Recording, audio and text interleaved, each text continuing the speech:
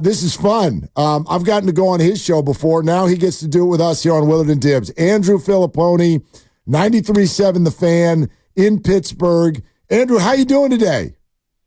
Mark, Dibs, I'm having fun because what happens here is the draft is amazing.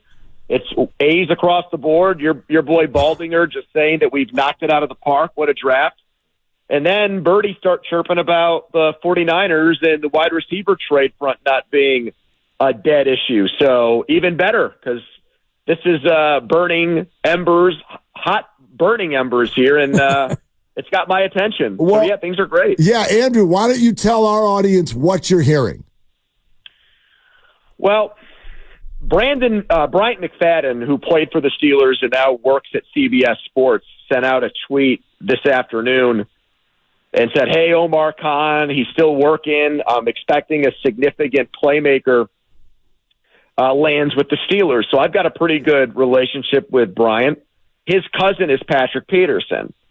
So I'm thinking, all right, B-Mac, yeah, your cousin's going to the Hall of Fame, but he ain't a significant playmaker anymore.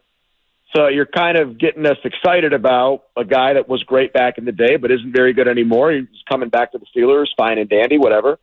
And I text him, and he says, no, it has nothing to do with him. He's actually not re-signing. So, okay, well, what's going on? Well, they're talking wide receiver moves. So that happens, and I immediately start texting people that I know and reaching out and everything else. And it comes back to me that it's the 49ers again. And I had heard on Friday that the Steelers and Niners had talked about Samuel, and that it basically didn't get very far because San Francisco wanted a first-round pick back from Deebo on Friday, and the Steelers were just not going to meet that asking price. So I kind of thought it was done. We'd heard everything about Aiyuk, the 49ers not wanting to trade him. But today, I'm getting the impression right now, boys, that they've talked, and I originally thought it was about Samuel maybe 2 or 3 hours ago, but now the sense I'm getting is it might be about Aiyuk again. So hopefully that caught you up to speed. That was a long answer. Sorry.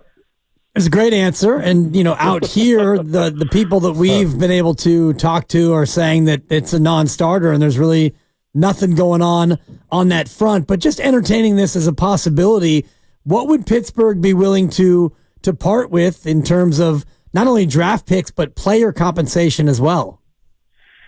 Yeah, just to address the first part of that, it's interesting because every time one of these rumors starts back up, somebody leaks to a 49ers source that there's nothing going on. And then John Lynch makes a public display of saying, no, we like this guy or that guy, there's nothing happening.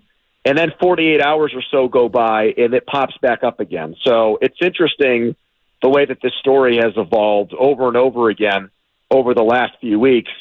To address the second part of what you said there, Dibs, what do I think they'd give up? Well, I know that for Aiyuk before the draft, and they hadn't really had any serious conversations with the 49ers at all, but they were going through their hypotheticals and the kind of things that might come up during the next couple of weeks and pros and cons of certain players and trades and free agent signings and whatnot. And I know that they at least talked about a 2025 first-round pick. And I know that there are people within the organization that would have traded or would really want to trade or consider trading a first-round pick, the 2025 first-round pick for Aiyuk. And that was before the draft. They were going to trade next. They were considering trading next year's first for Aiyuk before the draft started on Thursday. I don't think they'd give up a first-round pick for Deebo. I think that would be more of a second or third-round pick thing. Maybe they would throw a player in, a guy that's either a starter now or maybe projects as a starter who's younger. I think that's a possibility. I think both guys, there's definite reason to think that they would be interested in either one of those guys. So that's where we're at right now. I know at one point they were at least considering, if the 49ers wanted to really talk deal, parting with a 2025 first-round pick for Aiyuk specifically. We're talking with Andrew Fillipponi, 93.7 The Fan in Pittsburgh, where rumors are persisting with regard to the Niners parting with one of their starting wide receivers. So, Andrew, are you telling me that the conversations that have admittedly happened last week on Thursday were not about a first-round pick on that day? They were already talking about 2025.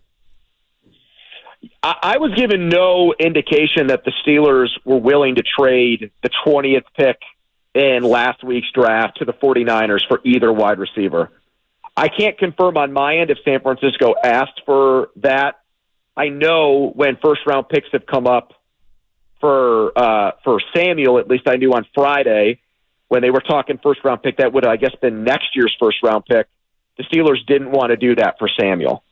That's what I heard. I did not hear that they were even willing to trade the 20th pick, who ended up being Fautanu, the offensive tackle from Washington. I don't think they were going to trade that pick for Aiyuk no matter what. So I know that in the last 24 hours, they've at least talked.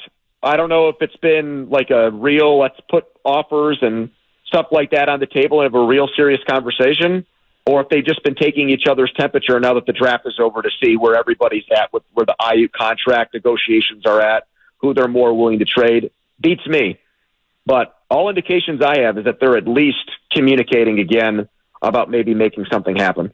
Where is Pittsburgh cap-wise as far as the ability to absorb a $25+ million a year deal? I mean, that's a great question. And so the reason why this is percolated and picked up so much steam here is because literally hours before the draft, the Steelers restructured Alex Highsmith's contract. So he's their other outside linebacker next to Watt, and they moved money around before the draft. And that, I think, set off alarm bells like, okay, why would they do that? The timing of that now, they could have waited until after the draft. That just seemed like a big coincidence to do it, as these rumors and reports, not just about Aiyuk and Samuel, but Cortland Sutton, too, was out there, some other things. And then, look, man, they've got two quarterbacks that are making a combined $5 million. They've got Russell Wilson on the vet minimum, and they've got Justin Fields on the last year of his rookie contract. So they're good with cap space now. They can make this deal. When people were asking me about Aiyuk weeks ago, I said to them, they wouldn't even consider calling the 49ers unless they thought they could fit Aiyuk's contract and contract demands under their salary cap. I think they're prepared to spend $27-28 million a year on the right receiver. I think they're also prepared, if they can make it work, to take Samuel's contract, which I know is less. So they're just desperate for another wide receiver, guys. They did not get one in the draft until the third round. It's Roman Wilson, and he's more of a slot guy. They need another outside receiver, and I think a lot of the things they're trying to do, following the footsteps and the blueprint of what the Eagles did to get to an NFC championship with a cheap quarterback, A.J. Brown, Devontae Smith, and they've got guys in this organization like their assistant GM who came over from Philadelphia and are very familiar with the way they built the championship caliber roster. Andrew, so you're saying that if this were to happen, it's almost definitely for draft pick compensation. You don't see a player-for-player situation, because I sort of feel like if the Niners do this, they need a veteran receiver then. Yeah, well, you're not getting them. You're not getting it here. I mean, we're slim pickings. You got George Pickens, and then really nothing else. It's slot guys. Quez Watkins, Van Jefferson came over. I mean, they're not going to be able to help you. I mean, guys, the only player who I can think of, and this is me not reporting anything or saying I've got this from anybody, but if you're looking for another pass catcher, they've got Freiermuth, who acts almost like a slot receiver, a tight end going into the last year of his contract, who's a former second-round pick. I mean, maybe somebody like that. I don't know on the defensive side of the ball. They've got a couple of young guys that are backups that could probably start on other teams. Herbig, an outside linebacker behind Highsmith and Watt, is probably good enough to start for a lot of teams, but is just blocked by the two guys here. So I'm not sure. I mean, the 49ers have such a stacked roster.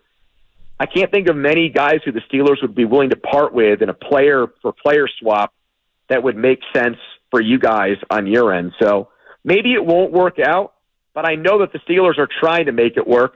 They might hit a dead end or get rejected, but it's not going to be out of a lack of effort on the Steelers' part.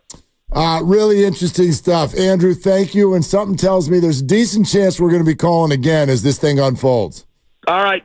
Willard, Dibs, thanks, guys. Be well. All right, You too, brother. Thank Andrew Fillipponi, 93.7 The Fan.